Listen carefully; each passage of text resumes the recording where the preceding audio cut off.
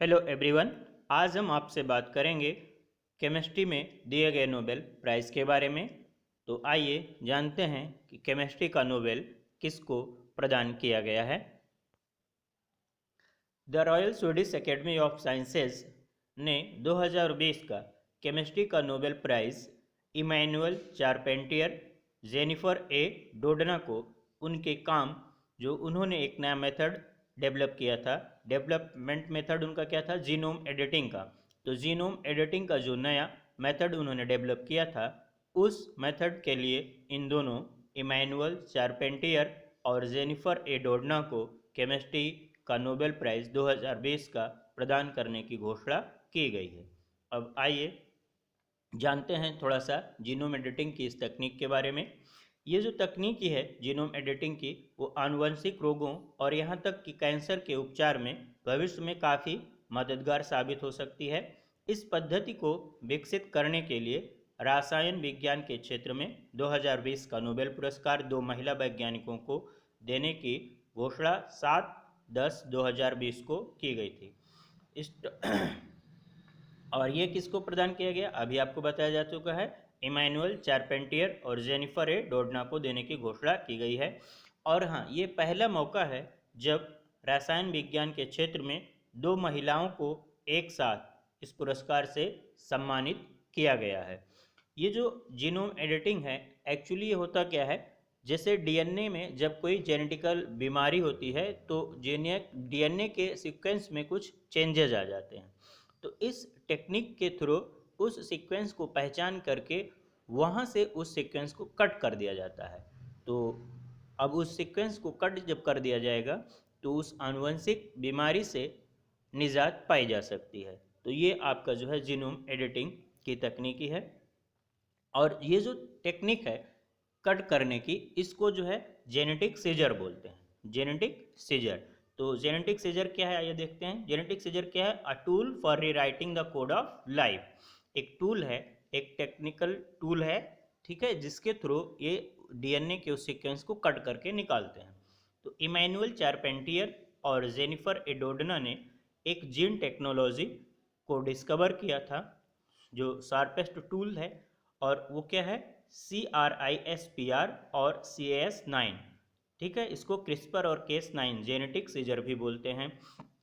इसको यूज करते हुए रिसर्चर ने एनिमल्स के डीएनए, प्लांट और माइक्रो ऑर्गेनिज्म के डीएनए में चेंज किया है, और काफ़ी ज़्यादा एक्यूरेसी के साथ हाई प्रिसीजन लेवल रखते हुए इन्होंने इन सब के डीएनए में चेंज किया है।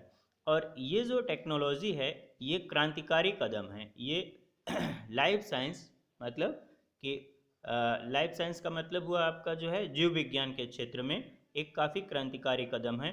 और ये कैंसर के इलाज में और जो आनुवंशिक बीमारियां होती हैं उनके इलाज में काफ़ी अहम साबित हो सकता है। तो ये सीजर आप ध्यान रखिएगा, कौन सा सीजर है? CRISPR, क्रिस्पर केस9, ये जेनेटिक सीजर है।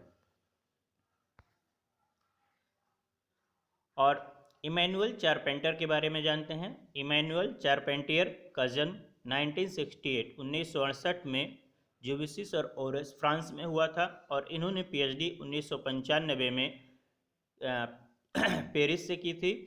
और डायरेक्टर हैं ये अभी Max Planck unit of science of pathogens, Berlin, Germany में। जेनिफर ए डोडना 1964 में इनका जन्म वाशिंगटन में हुआ था।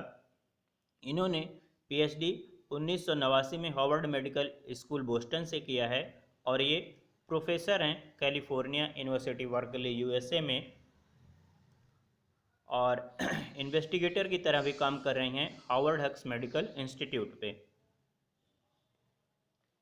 प्राइज अमाउंट जो इनको दिया जाएगा वो वही है 10 मिलियन स्वीडिश कोरोनर, और ये इन दोनों के बीच में इक्वली शेयर किया जाएगा।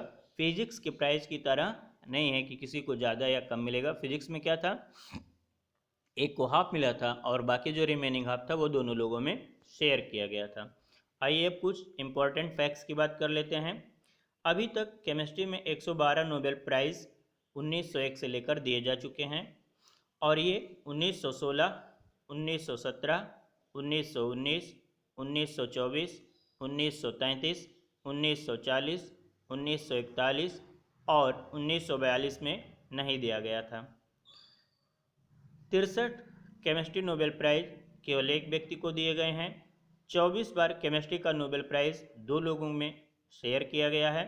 25 बार केमिस्ट्री का प्राइज 3 लोगों में दिया गया है।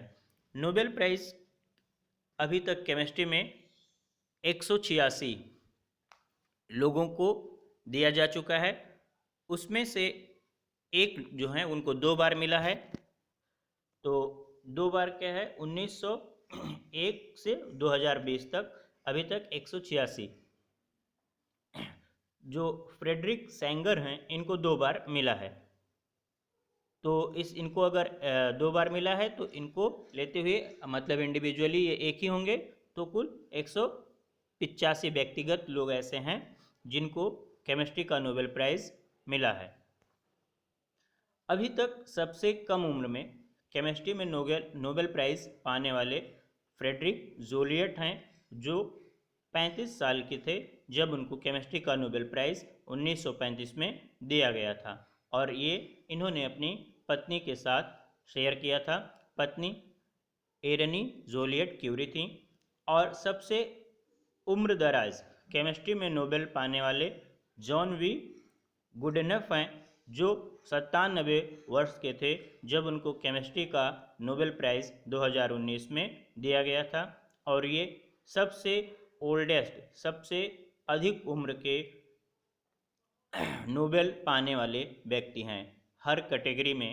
तो अगर आपसे पूछा जाए कि अभी तक सबसे अधिक उम्र के नोबेल पाने वाले व्यक्ति कौन हैं, तो कौन होंगे आपका गुडेनफ, जो 2019 में केमिस्ट्री का नोबेल पाए थे। अभी तक 185 अलग अलग लोगों को केमिस्ट्री का नोबेल प्राइज़ दिया जा चुका है। इनमें से 7 बार महिलाओं को प्रदान किया गया है। उनमें तो इन 7 महिलाओं में से जो 2 हैं वो मैरी क्यूरी और डोरथी क्रॉफोर्ड हॉटकिंस हैं। और इनको अनशेयर्ड केमिस्ट्री प्राइज़ मिला है। अनशेयर्ड मतलब सिर्फ इन्हीं को, इनके साथ किसी और ने उसको शेयर नहीं किया था। तो 7 बार महिला को केमिस्ट्री का नोबेल प्राइज़ दिया गया है। इनमें से 2 बार 2 ऐसी महिलाएं हैं जो मैरी क्यूरी और डोरथी क्रॉफोर्ड हॉटकिंस हैं, इनको इंडिविजुअल मिला हुआ है। तो आइए महिलाओं के बारे में जानते हैं कौन कौन सी हैं वो। 1911 में मैरी क्यूरी, और इनको 1903 में फिजिक्स का भी नोबेल प्राइज़ मिल चुका है।